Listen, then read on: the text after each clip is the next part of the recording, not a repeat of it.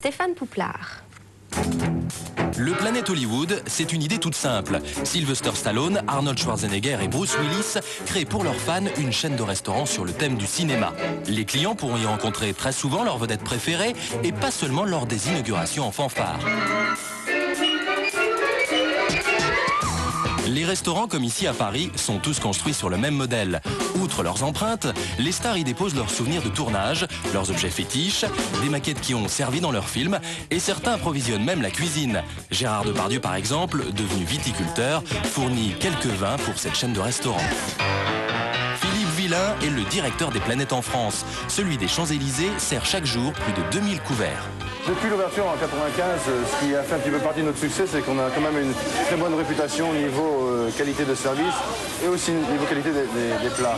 C'est vrai qu'on n'est pas concurrentiel dans le domaine de la gastronomie française, mais dans le domaine de la cuisine américaine, on est en première place au Paris. Et rentabilité oblige, on applique avec toute l'équipe, 250 personnes, le management à l'américaine. Messieurs, dames, ça va? C'est bon tout ça? Oh là là! Enfin, avant de quitter le Planète, détour obligé par la boutique pour acheter un petit souvenir. Prix moyen d'un sweatshirt aux couleurs du restaurant, 300 francs. Si cette recette fonctionne à Paris, ailleurs la baisse de fréquentation devient alarmante. Au point que la chaîne ne fait plus de bénéfices et l'action cotée à New York s'effondre. Au deuxième trimestre 98, la société a perdu 258 millions de francs. Les gens n'y mangent qu'une fois et ensuite ne reviennent plus. En fait, le Planète Hollywood doit changer. Il ne doit pas être seulement une attraction touristique, mais plutôt un bon resto où les gens veulent revenir. La nourriture est celle d'un fast-food amélioré et les plats sont relativement chers. Autre déception, les stars ne font plus que des visites éclairs et juste pour des opérations promotionnelles. On croit qu'on va rencontrer Demi Moore, Bruce Willis ou Arnold Schwarzenegger. Et vous savez quoi? Ils sont sans doute chez eux, en train de dîner avec leurs enfants.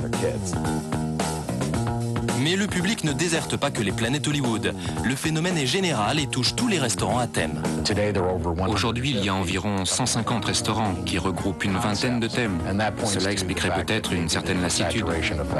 Le Planète Hollywood ne souhaite pas en rester là, puisque 3 nouvelles ouvertures sont prévues cette année. Et pour relancer la machine, la chaîne aurait aussi proposé à de jeunes stars comme Leonardo DiCaprio, Brad Pitt et Matt Damon de devenir de nouveaux partenaires.